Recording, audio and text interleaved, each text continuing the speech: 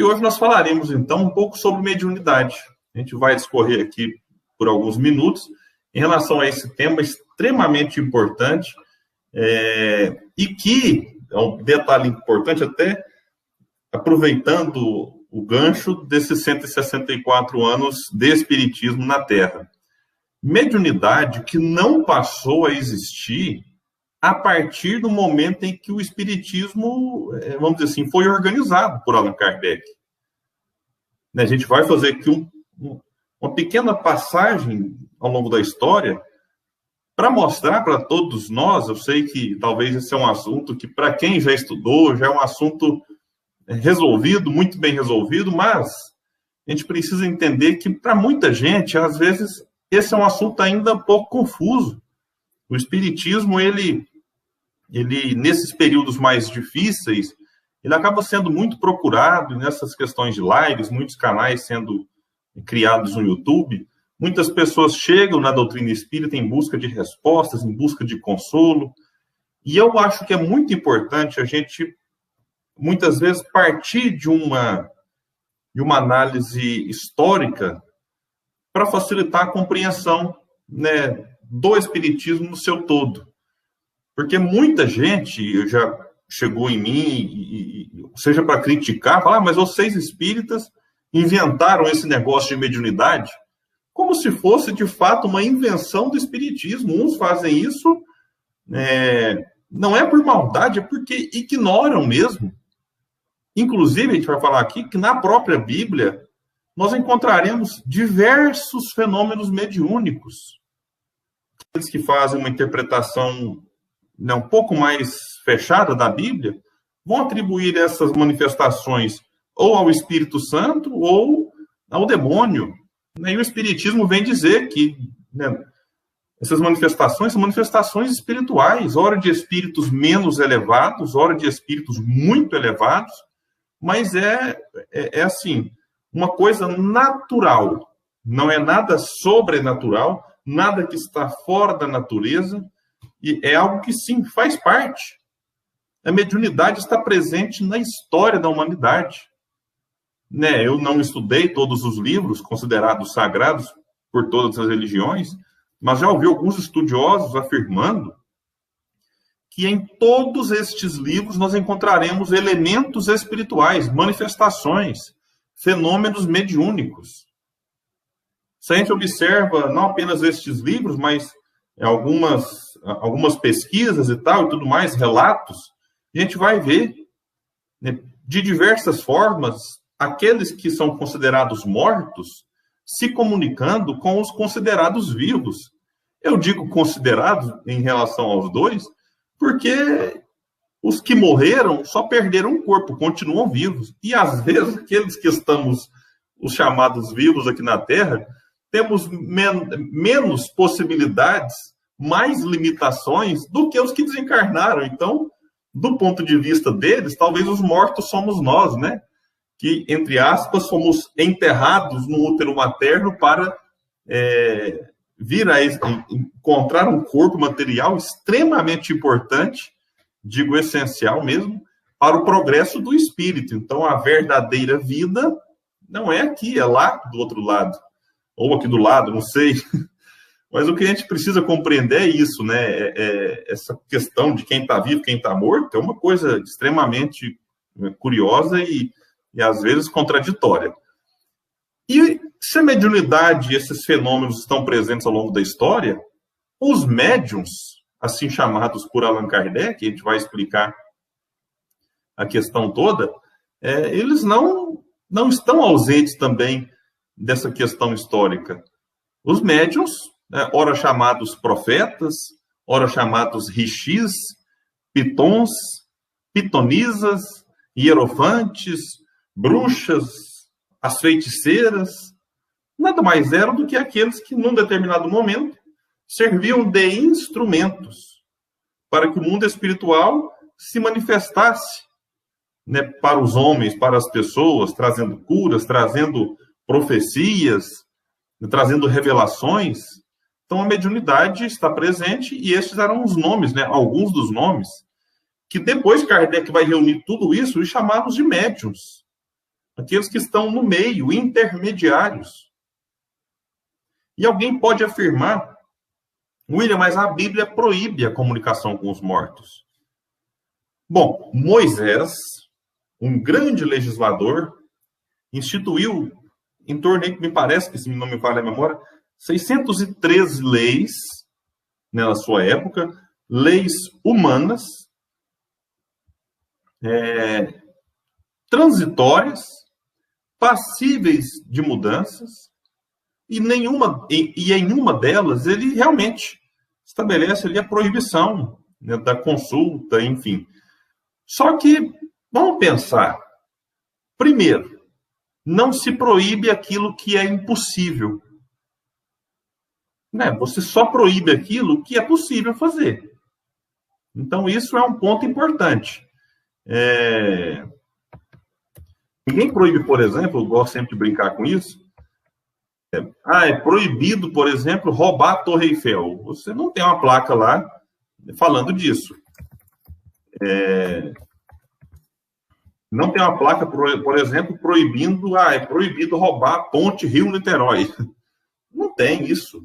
Por quê? Porque é algo impossível. Agora, a mediunidade, se Moisés proíbe, é porque realmente era possível. Era possível fazer esse intercâmbio.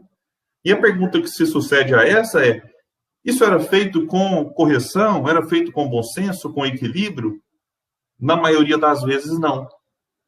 As pessoas faziam mau uso da mediunidade. As pessoas faziam mau uso dessa possibilidade. E a partir deste mau uso, então, Moisés, um homem preocupado com as questões que envolviam a sociedade, a comunidade, ele então estabelece a proibição. A gente não vai aprofundar nessas questões ali envolvendo o Velho Testamento e Moisés, mas um ponto que eu gostaria de trazer é que Jesus, que é o modelo e referência para os cristãos, ele dialoga com os mortos no Monte Tabor. E detalhe, um desses mortos era o próprio Moisés.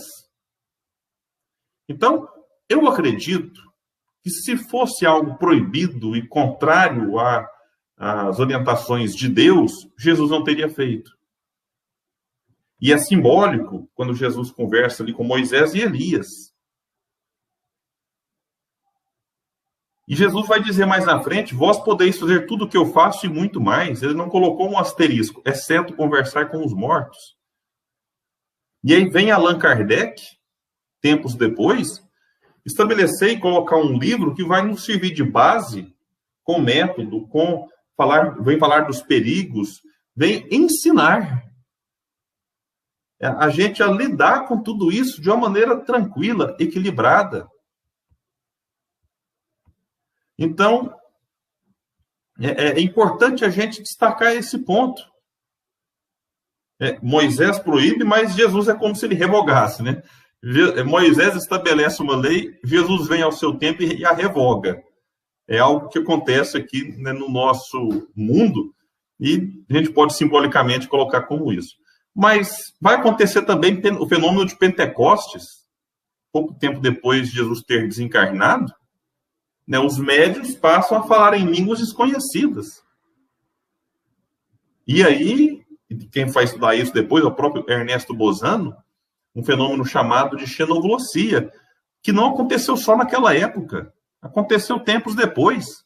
Ainda hoje, diversas igrejas neopentecostais, por exemplo, quando ali o pastor ou alguém começa a falar em outras línguas, claro que há muita fraude, isso é um fato, como há muita fraude no movimento espírita, há muita fraude fora, né, do movimento espírita, mas há, de fato, também médiuns nas igrejas neopentecostais que falam em línguas.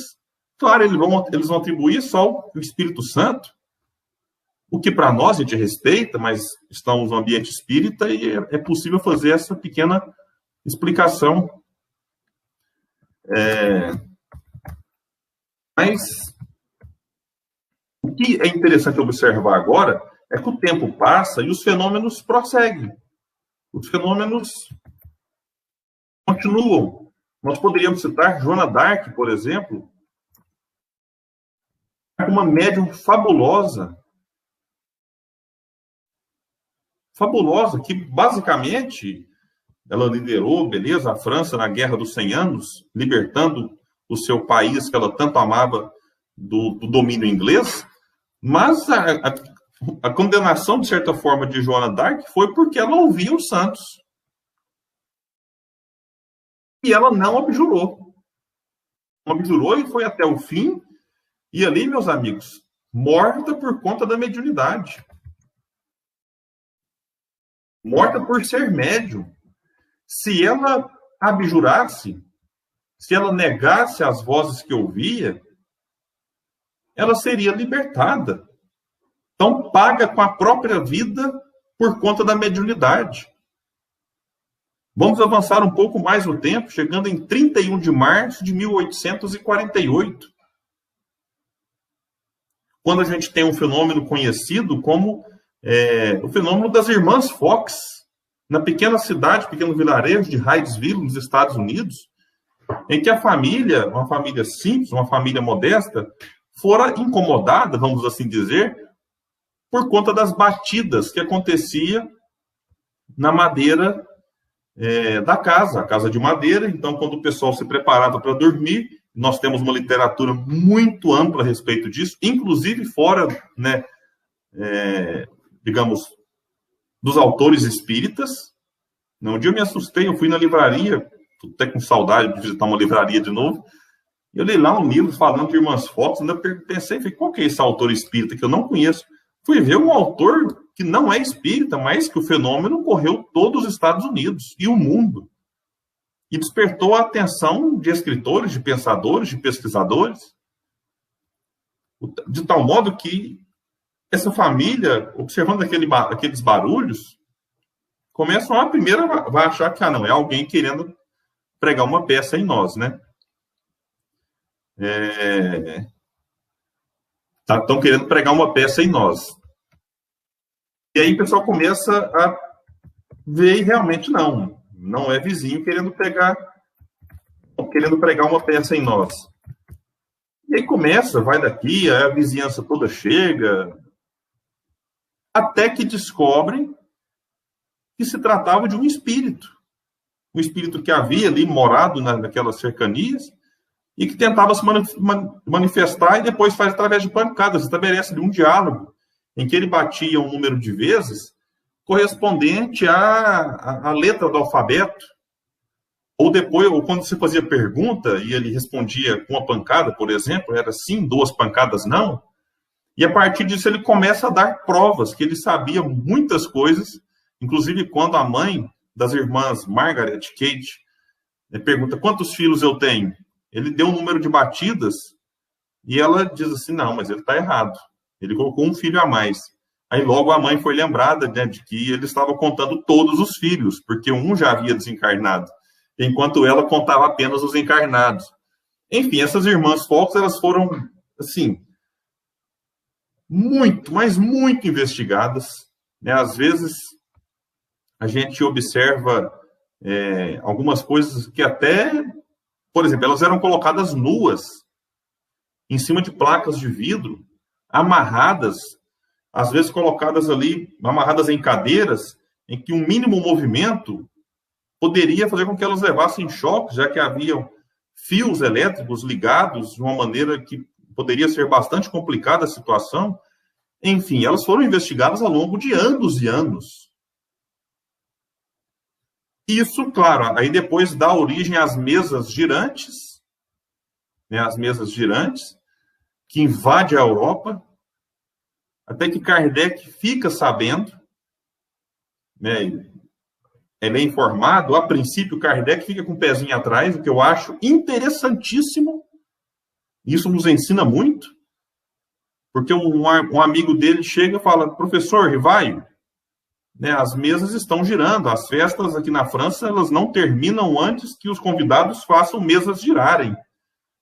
E o professor Rivaio brinca, fala, não, primeiro, na verdade, ele até considera a possibilidade como se fosse um efeito aí do magnetismo.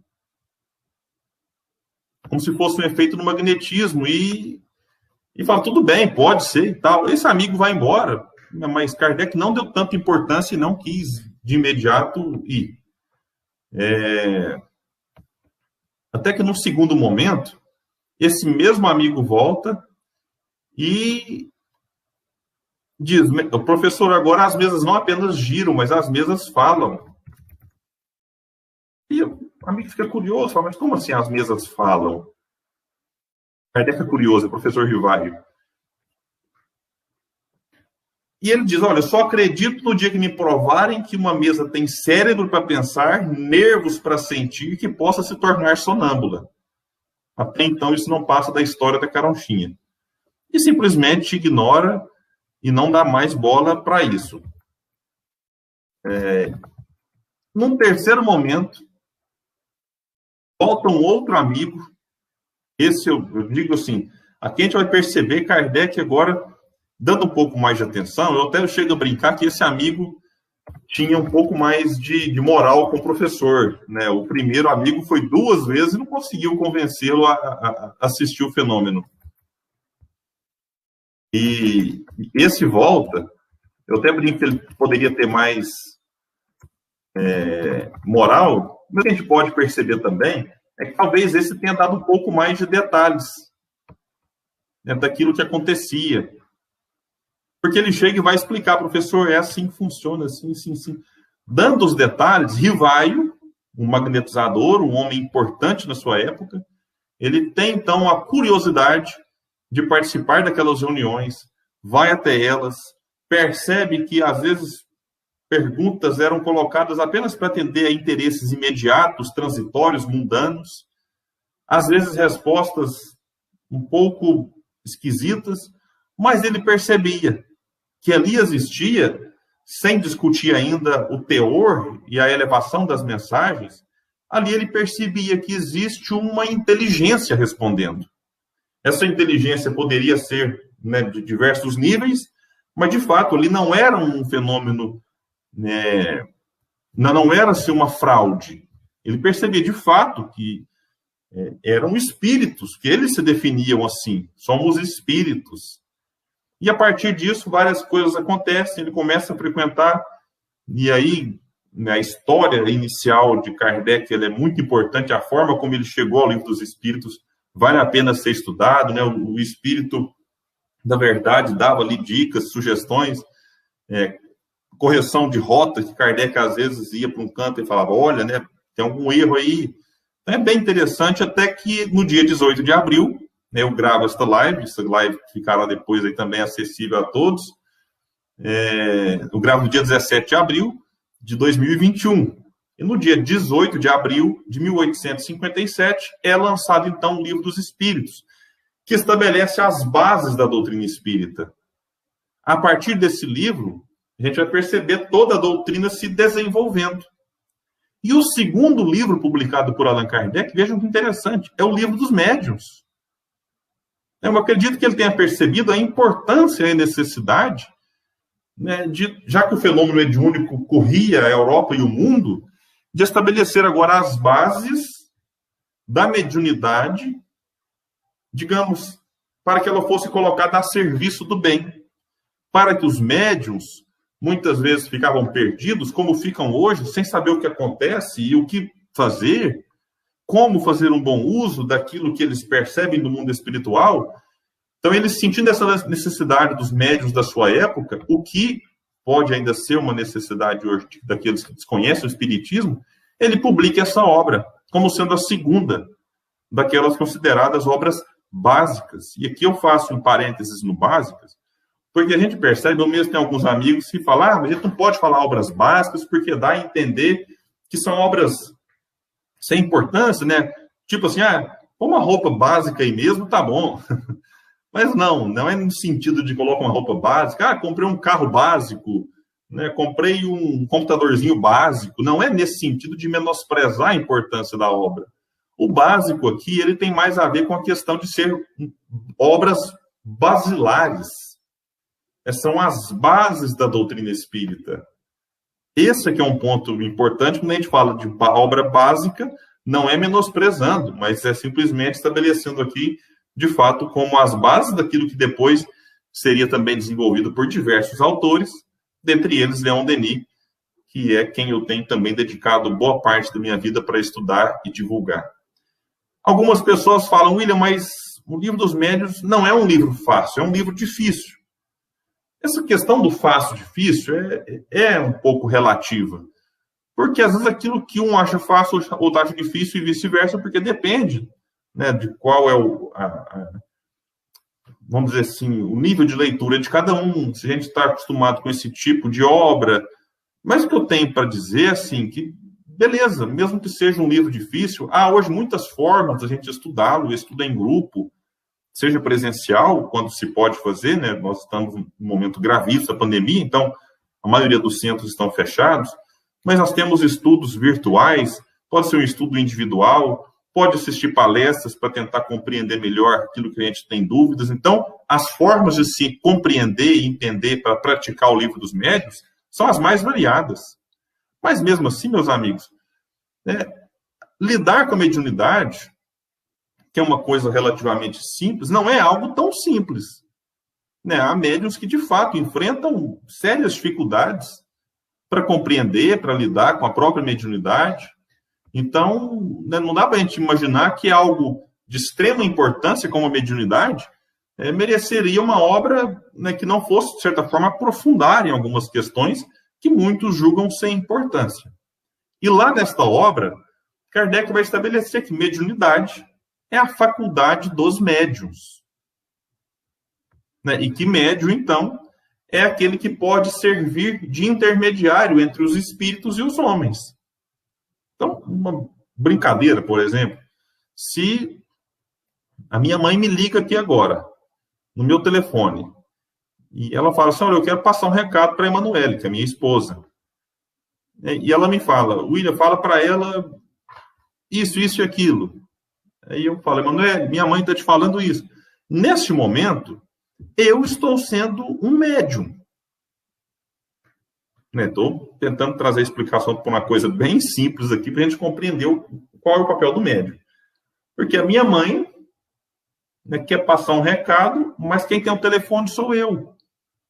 A mediunidade é isso. O médium, ele tem uma capacidade, aquilo que muitos chamam de dom, mas que Kardec vai trazer, eu vou trazer aqui essa questão 159, uma constituição orgânica, física, capaz de receber essas informações do mundo espiritual e transmitir a outros. Eu, por exemplo, não tenho mediunidade.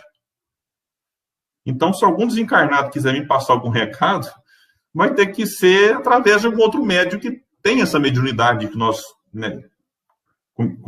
chamamos de mediunidade ostensiva. E aí vem a grande pergunta, William, eu sou médium ou não? E talvez uma pergunta até um pouco mais complexa. Mas eu ouvi dizer que todos somos médiuns. A gente vai explicar.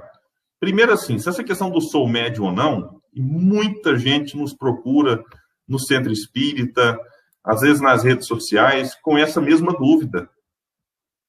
E não existe, assim, de certa forma, um critério explícito que a gente poderia dizer, não, você é, porque olha aqui, você está vendo isso? E não tem. Então, esse é um ponto importante, porque não existe uma definição daquilo que uma definição externa, uma marca, um registro, em que o indivíduo poderia ser classificado ou não como médium. Então, esse é um ponto importante. Então, não existe. Deixa eu ver seus dedos, deixa eu ver aqui. Não tem. Então, a gente vai saber se alguém é ou não médium a partir daquilo que ela sente. E, na verdade, isso não é uma afirmação minha. É de Allan Kardec, que no item 159 do Livro dos Médiuns,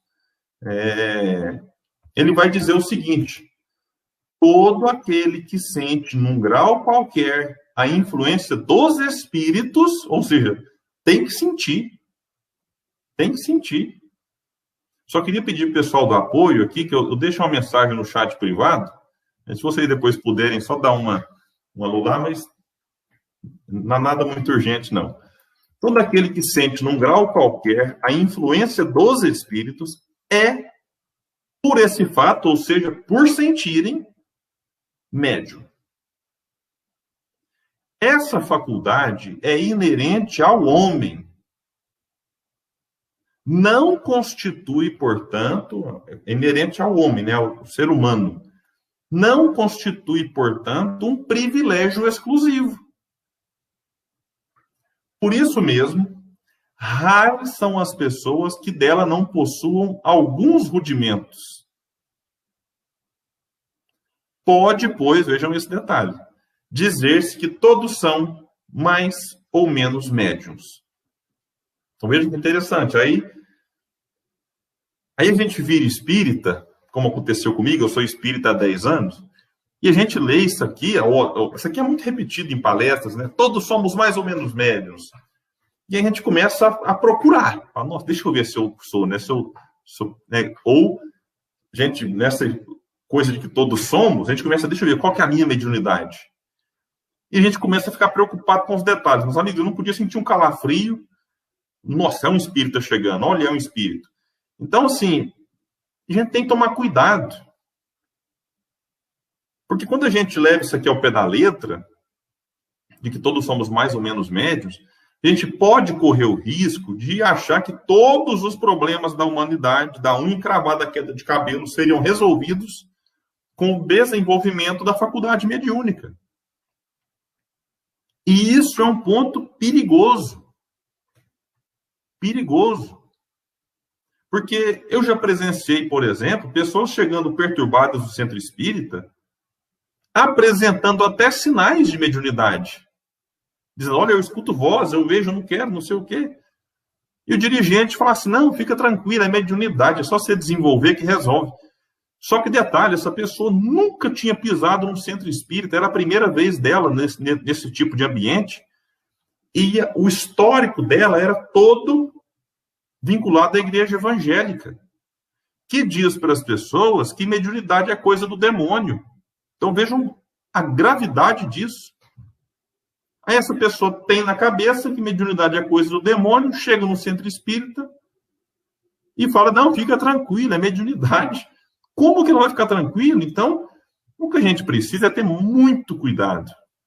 Porque pode ser mediunidade? Pode ser uma perturbação, enfim, qualquer. A gente não pode trazer todos os problemas como se fossem problemas cuja causa é a mediunidade não desenvolvida. E aí alguém pode falar assim, mas eu quero que tira isso de mim. Eu já ouvi muito isso, eu quero que tire. Bom, não é bem assim. Kardec vai até ensinar na questão da mediunidade quando ela é suspensa. E tem gente que às vezes não tem a mediunidade. Tinha um amigo meu que falava, William, eu não escuto, não enxergo, não psicografo, não incorporo. E eu queria. Eu falava, agora, não basta, queria também. Os estudos hoje apontam, né, da glândula pineal, por exemplo, tem fundamental importância. Então, talvez a pessoa ela não tem, a gente vai ler aqui agora, a organização, né, apta à manifestação ostensiva. E aí, esse mais ou menos médio que Kardec coloca, pode ser de alguém que simplesmente sonha com o parente, de alguém que sente uma inspiração aqui e ali. Quem nunca sentiu uma inspiração do alto? Pode acontecer. Uma ideia que a gente não estava na cabeça, aquilo não faz parte do nosso dia a dia, de repente brota uma ideia. Aquilo pode ser assim, ter como origem uma manifestação espiritual. Agora, por conta de uma inspiração vez ou outra, ou quando a gente chega numa data mais especial, a gente sente a presença de um familiar, a gente vai colocar essa pessoa como médium? Vamos ver o que Kardec fala. Eu vou repetir a última frase. Pode, pois, dizer-se que todos são mais ou menos médiuns.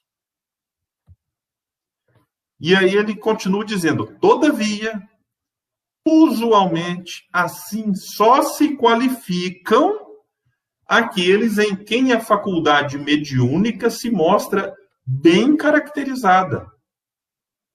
e se traduz por efeitos patentes, de certa intensidade, o que então depende de uma organização mais ou menos sensitiva. É de notar-se, além disso, que essa faculdade não se revela da mesma maneira em todos. E depois fala da aptidão dominante e tudo mais. Então, o que a gente está querendo dizer aqui? Kardec nos chama a atenção, não vamos sair qualificando todo mundo e chegar numa reunião mediúnica, numa reunião pública, e cumprimentar, boa noite, médiuns. Não, boa noite, pessoal.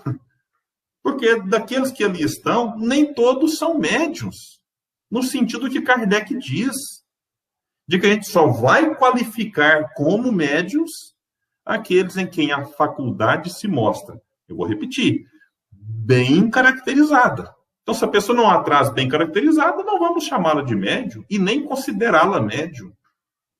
O que não quer dizer que no futuro ela apresente essa faculdade bem caracterizada e que se traduz por efeitos patentes de certa intensidade. Então, a pessoa que sente o familiar, sente o outro espírito na época do finados, eu não vou chamar essa pessoa de médium. Não tem como. Então, esse é um ponto importante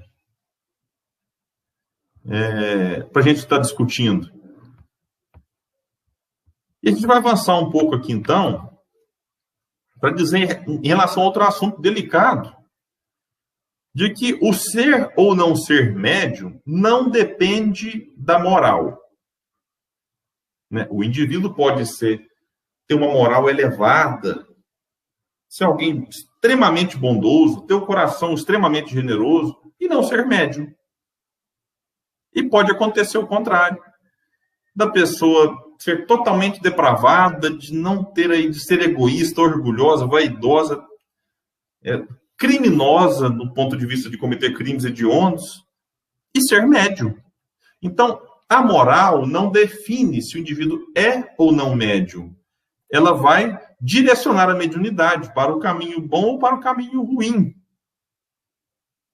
E aí, Leon Denis vai nos chamar a atenção no livro No Invisível. Eu considero o No Invisível quase que um desdobramento daquilo que a gente tem no Livro dos Médiuns. Então, é um convite interessante também que eu faço para todos vocês. Leiam, pesquisem o livro No Invisível de Leon Denis. É extremamente importante que a gente faça isso. E, enfim, fica o convite aí mesmo. Diz ele, todo adepto deve saber que a regra por excelência das relações com o invisível é a lei das afinidades e das atrações. É a lei das afinidades e das atrações. Podemos afirmar que os semelhantes se atraem.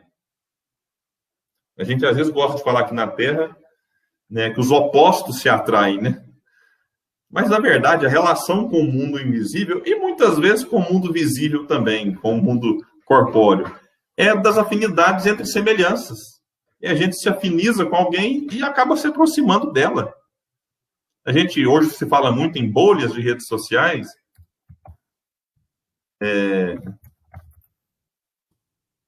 A gente fala, a gente entrou numa bolha. Beleza, a gente entrou numa bolha de afinidades.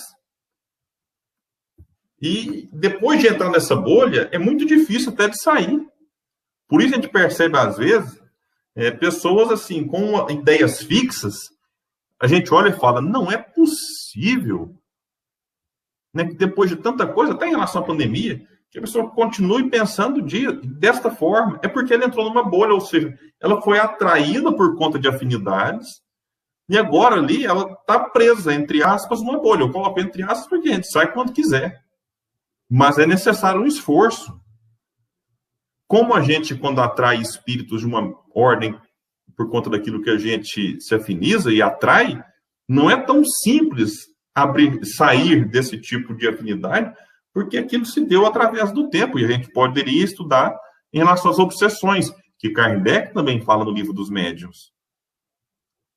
Então a gente vai atraindo espíritos. A gente vai nessa lei de atração, que Leon Denis chama a atenção. Por isso, agora, a moral é importante, porque as nossas fragilidades, as nossas imperfeições, elas também vão atraindo. Então, o egoísta pode atrair espírito que trazia dentro de si um egoísmo. Aquele indivíduo que se compraz nas drogas, lícitas e ilícitas, eles podem ali, enquanto usam, enquanto se comprazem naquilo, atrair espíritos que, enquanto encarnados, também gostavam. Quem se compraz no crime pode atrair espíritos que se compraziam com aquela prática de crime enquanto estavam encarnados.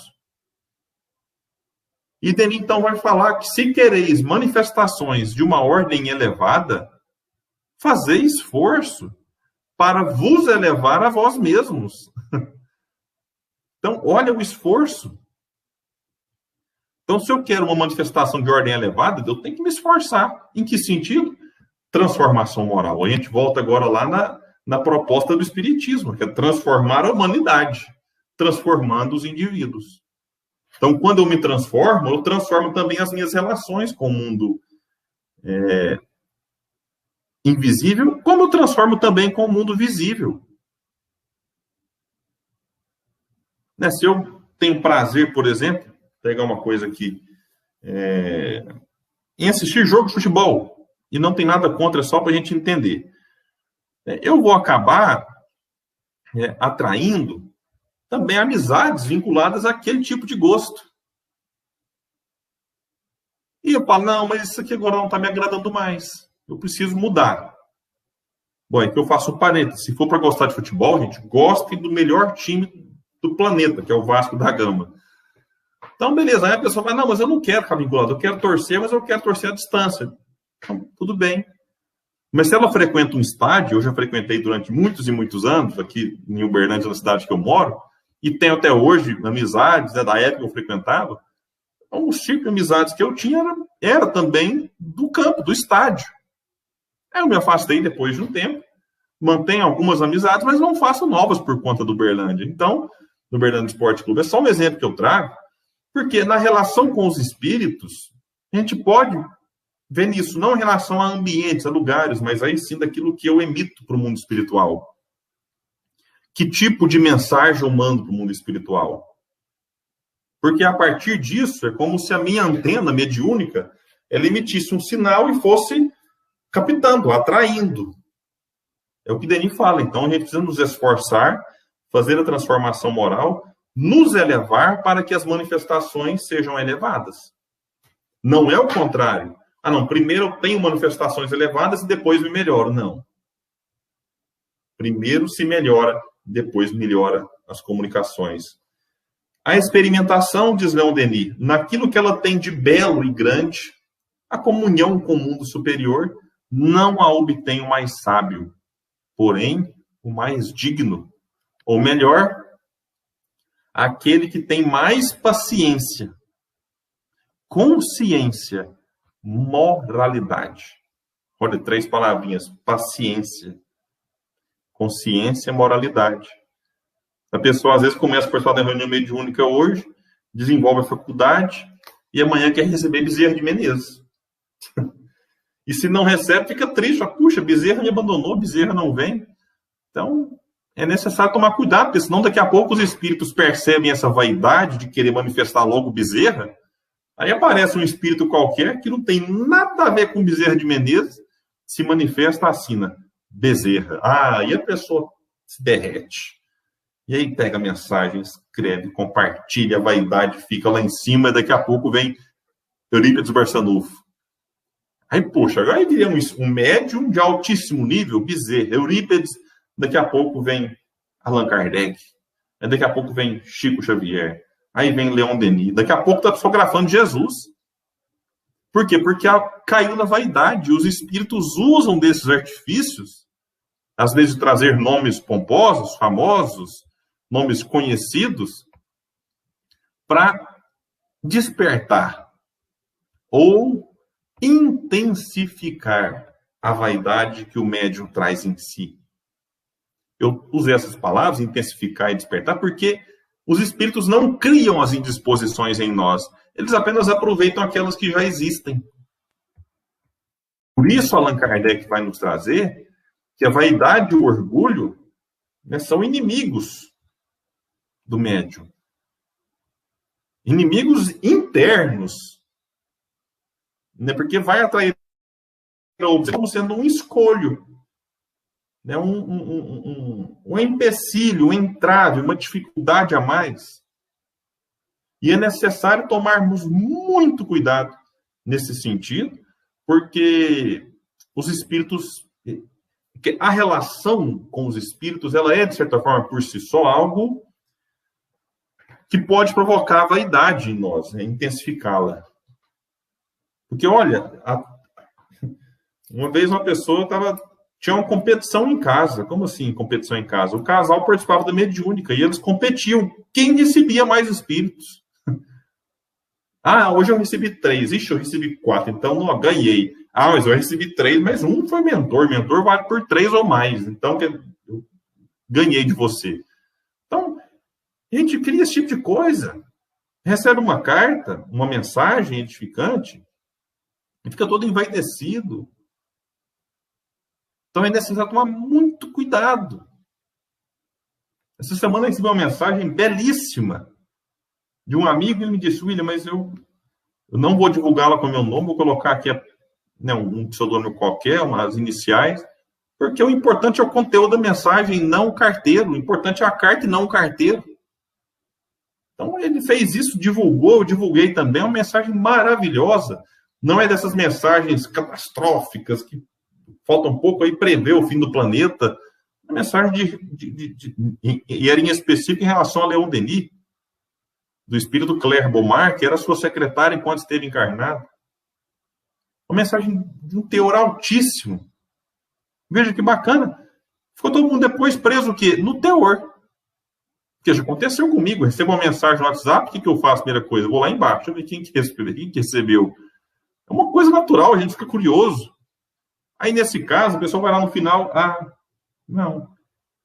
não sei quem que é, não tem nem o nome da pessoa. Deixa eu ver a mensagem, então. Isso é que é importante. Bom, gente, para fechar aqui nossa reflexão, eu elenquei aqui alguns, baseado nos estudos que a gente faz, requisitos. É uma palavra, às vezes, não seria legal, mas apropriado, mas só para a gente entender melhor. Requisitos básicos para ser um bom médium. Conhecimento doutrinário e evangélico. Bom, doutrinário porque a gente precisa conhecer o Espiritismo. Para quê? Para entender esse mundo que nos envolve, entender as relações do mundo corporal, mundo espiritual. O Kardec vai trazer no Livro dos Médiuns, mas é importante voltar lá no Livro dos Espíritos. Enfim, é uma questão básica. Como é que eu vou exigir, como é que eu vou aceitar um químico que não estuda química? Como é que eu vou confiar num médico que não estuda medicina? Num físico que não estuda física? Então, o médium, o que se espera minimamente é que ele conheça o espiritismo. Se for um médium espírita, até porque, é bom até explicar isso, nem todo médium é espírita. A gente vai encontrar médiums que nunca leram Kardec. E às vezes são bons médiums, não estou desqualificando-os, não. Mas do médium espírita, que é o nosso caso aqui, eu falo no ambiente espírita, eu acredito que aqueles que me assistirão serão predominantemente espíritas. O mínimo que se espera é que se conheça o espiritismo. E por que conhecer o Evangelho? Porque o Evangelho, como vai dizer Kardec na introdução do Evangelho segundo o Espiritismo, é um código divino, é um código, né, que Deus nos envia para que a gente se conduza, moralmente falando, de uma maneira correta enquanto estamos encarnados. E a partir disso a gente atrai bons espíritos. E quando fala conhecimento evangélico, não quer dizer conhecimento do Evangelho segundo o Espiritismo. A gente pode conhecer todo o Novo Testamento. Emmanuel tem livros belíssimos, é que ele pega versículos da coleção Fonte Viva e vai discorrer sobre um versículo. Isso é uma forma de conhecer também o Evangelho. Um outro ponto é o estudo constante. Então, não adianta a gente estudar e achar que nunca mais tem que continuar estudando, né? Então, o estudo deve ser constante. A gente deve estar sempre refletindo, sempre aprimorando, sempre meditando, para que a gente consiga vivenciar. Desenvolvimento da autocrítica. Isso é importantíssimo. O próprio indivíduo fazer autocrítica. Nossa, hoje eu acho que não me preparei de uma maneira adequada para a reunião mediúnica. Nossa, hoje eu acho que essa mensagem aqui, ela está assinada por Bezerra, mas não é Bezerra. Esse aqui é de Jesus, mas não é de Nazaré, não. Deve ser um outro Jesus qualquer aí que desencarnou. Então, ter autocrítica. Que, inclusive, é uma análise que a gente deve fazer sendo médium ou não, né? Nossa, aquela atitude que eu tive mais cedo aqui em casa não foi legal.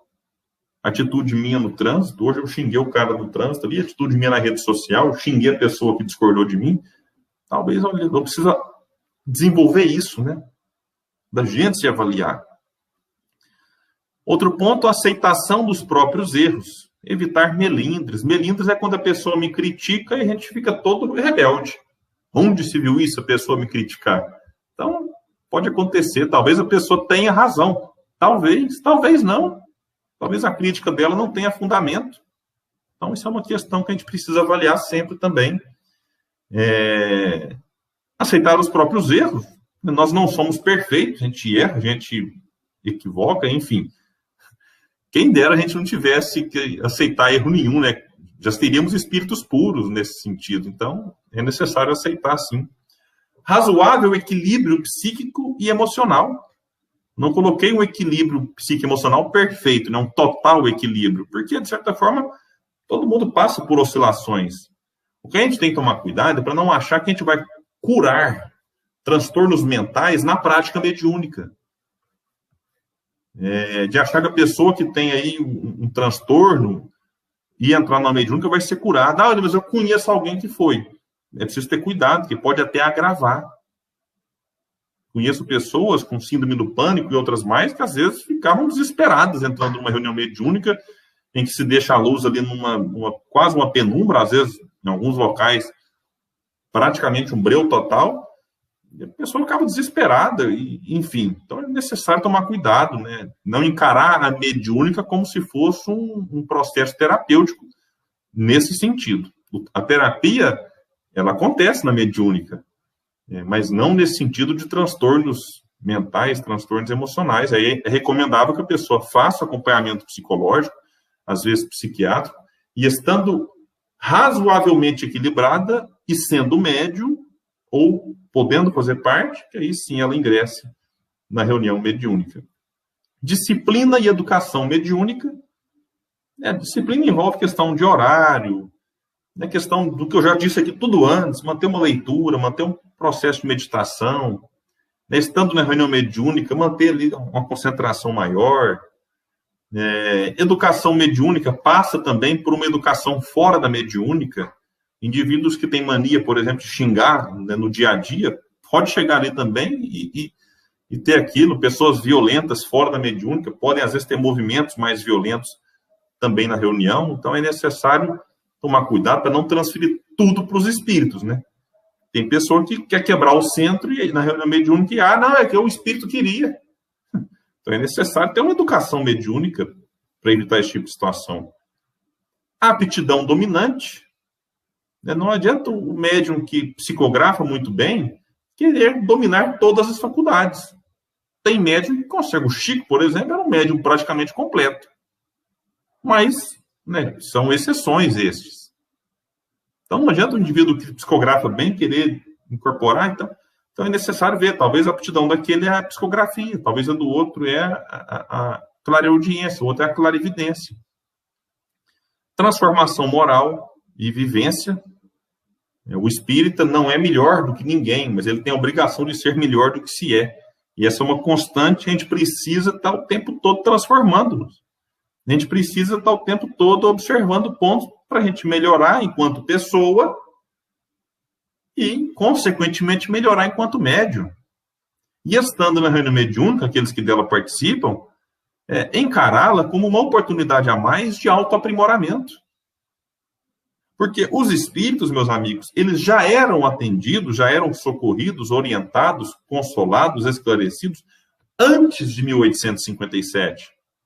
Então a gente tem que tomar muito cuidado para não vestir a capa de salvador de espíritos e ir para a mediúnica. como se ela existisse única e exclusivamente para os desencarnados, quando, na realidade, o objetivo principal da mediúnica é também para os médiuns, é aprender, ora com o sofrimento daqueles que sofrem, ora com a orientação daqueles que são elevados. E a prática da caridade, é claro. Amor pela tarefa. A gente vai ali socorrer alguém que a gente nem sabe quem é, ou se a gente sabe, caso seja um obsessor nosso de outras épocas, a gente no momento ignora. Então, é uma oportunidade que a gente tem, sim, de auxiliar, de socorrer, de consolar, de praticar caridade, mas é uma oportunidade também de aprender e de auto-aprimorar-se. E, por fim, aqui o que eu disse mais ou menos agora, amor pela tarefa, o prazer em servir. Então, chegou de novo o dia da mediúnica, meu Deus do céu. Então, assim, a gente, opa, que bacana, mediúnica, vamos lá participar. Tem dia que vai dar uma vamos dizer assim, né, uma indisposição? Pode ser que sim. Né? Isso pode ser influência espiritual? Pode, não vou generalizar. Pode ser que espíritos se aproveitem de algum cansaço, alguma coisa, para nos criar essa indisposição, ou amplificá-la. Mas o que a gente não pode é agora todo dia eu estou desanimado e tal, vamos ver quais são as causas. Mas é fazer isso com amor, pelo prazer em servir. Né? Emmanuel vai destacar no livro Pensamento e Vida que amor é serviço aos semelhantes. E a reunião mediúnica é mais uma oportunidade destas, da gente servir os outros, servir a causa, servir aos que sofrem, e ao mesmo tempo, de certa forma, aprender com eles. Porque o próprio serviço é uma coisa que a gente troca, né? Não uma barganha de eu dou para receber. Não, mas é isso, a gente sempre aprendendo, a gente é dando que se recebe, como vai dizer a oração de São Francisco. E por fim, né, Chico vai nos deixar uma mensagem sobre mediunidade no dia a dia, que mediunidade é assim, aprimoramento constante, luta sem trégua contra o personalismo, exercício de humildade. Muitos médiuns acham que mediunidade é só contato com os espíritos. Meus amigos, mediunidade no sentido mais amplo é também contato com os encarnados. A gente às vezes fica louco para ouvir quem já morreu e não escuta quem está encarnado. A gente quer trazer uma mensagem de alguém que já desencarnou e ignora uma mensagem que a gente pode enviar no WhatsApp, perguntando como é que a pessoa está, vai dar tudo certo, vai passar. Enfim, da gente olhar para quem convive com a gente com um olhar um pouco mais empático, de mais respeito, de mais compaixão, de mais misericórdia. Então, a gente pode ser médium disso tudo, sem necessariamente ter a faculdade mediúnica desenvolvida. Então, o convite que a gente faz hoje é que para aqueles que são médiuns, como Kardec caracteriza ali, né, que tem a mediunidade bem caracterizada, de maneira patente, intensa, né, que reflitam, que aproveitem essa oportunidade que a vida estão dando para todos vocês, né, não é o meu caso, então eu digo agora para vocês, de servir, de aprender, de dar sua contribuição, e de, quem sabe, através dessa mediunidade, fazer ali um processo de reparação de erros de outrora. Há essa possibilidade. E aqueles que não são médium ostensivos, então eu me incluo, que possamos, né, despertar esse olhar, despertar os ouvidos, despertar as nossas faculdades para também aqueles que ou estão sofrendo e precisam do nosso auxílio, ou para aqueles que podem nos auxiliar, dando-nos orientações, como os benfeitores muitas vezes fazem nas reuniões mediúnicas. Desta forma, eu agradeço a oportunidade, encerro a minha participação, né, convidando a todos nós aí para que reflitamos sempre. Né? Jesus nos mostrou o caminho, agora cabe a cada um de nós trilhá-lo com as próprias forças, contando sempre